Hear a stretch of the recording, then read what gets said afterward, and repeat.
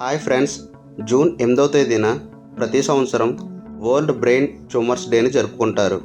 ఈ రోజున బ్రెయిన్ ట్యూమర్కి సంబంధించిన ఎన్నో విషయాలను నిపుణులు తెలియజేస్తారు. అసలు బ్రెయిన్ ట్యూమర్ అంటే ఏమిటి, ఇది రావడానికి గల కారణాలు, దీనికి గల నివారణ చర్యల గురించి తెలుసుకుందాం రండి. మానవుని శరీరంలోనే king of the organ brain. మెదడు మరియు దాని సమీపంలో కణాల అసాధారణ పెరుగుదలనే బ్రెయిన్ ట్యూమర్ అంటారు. బ్రెయిన్ ట్యూమర్ అనేది మెదడులోని ఏ భాగంలో అయినా కనిపించవచ్చు మరియు ఇది ఏ వయసులోనైనా ఏ వ్యక్తిలోనైనా రావచ్చు. శరీరంలో వచ్చే అన్ని రకాల ట్యూమర్లు బ్రెయిన్ ట్యూమర్లు కావు. అయితే సాధారణంగా మెదడులో వచ్చే ట్యూమర్లను ప్రైమరీ బ్రెయిన్ ట్యూమర్స్ అంటారు. ఇవి ఎక్కువగా పిల్లలు మరియు వృద్ధులలో కనిపిస్తాయి. అయితే కొన్నిసార్లు క్యాన్సర్ శరీరంలోని ఇతర భాగాల నుండి మెదడుకు వ్యాపిస్తాయి. వీటిని సెకండరీ బ్రెయిన్ ట్యూమర్ అంటారు. సాధారణంగా స్త్రీలతో పోలిస్తే పురుషుల్లోనే బ్రెయిన్ ట్యూమర్ల ముప్పు ఎక్కువగా ఉంటుంది.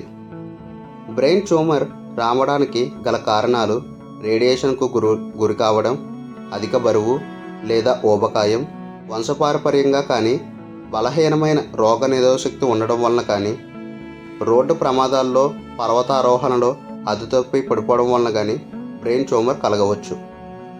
రొమ్ము, ఊపిరితిత్తులు లేదా పెద్ద ప్రేగు క్యాన్సర్ వంటి మెదడుకు వ్యాపించే కొన్ని రకాల క్యాన్సర్ల వల్ల కూడా ట్యూమర్స్ వస్తాయి.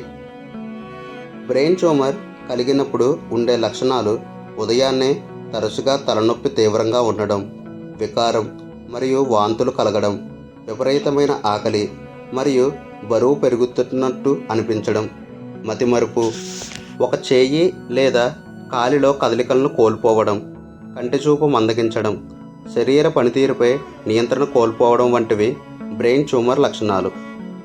తలనొప్పి బ్రెయిన్ ట్యూమర్ యొక్క లక్షణం కావచ్చు, కానీ బ్రెయిన్ ట్యూమర్ ఉన్న రోగులందరికీ తలనొప్పి ఉంటుంది అన్నది అపోహ మాత్రమే.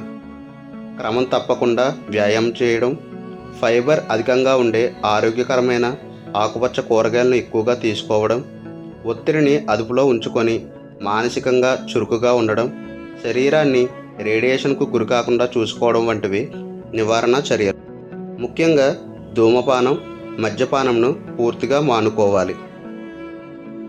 బ్రెయిన్లో ట్యూమర్లు ఏర్పడినంత మాత్రాన భయపడాల్సిన అవసరం లేదు. బ్రెయిన్ ట్యూమర్ చికిత్సలో ఎన్నో అత్యాధునిక చికిత్సలు మనకి అందుబాటులోకి వచ్చాయి. వీటితో పాటు కొన్ని ముందు జాగ్రత్త చర్యలు తీసుకుంటే కొన్ని రకాల బ్రెయిన్ ట్యూమర్లు రాకుండా మనం జాగ్రత్త పడవచ్చు. Thank you for listening.